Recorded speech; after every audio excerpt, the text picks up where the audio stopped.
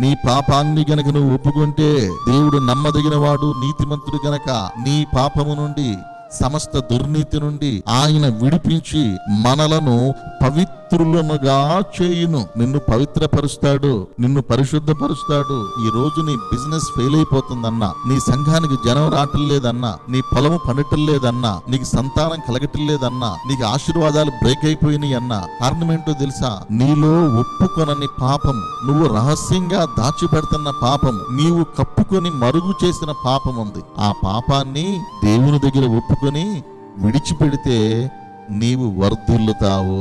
ఒక మనిషి వర్ధిల్లాలి అంటే మొదటిగా చెయ్యవలసింది అతిక్రమములను దాచిపెట్టకుండా వాటిని ఒప్పుకొని విడిచిపెట్టుట. ఎప్పుడైతే నీ అతిక్రమాలను దేవుని దగ్గర ఒప్పుకొని విడిచిపెడతావో అప్పుడు నీవు వర్ధిల్లటము ప్రారంభిస్తావు.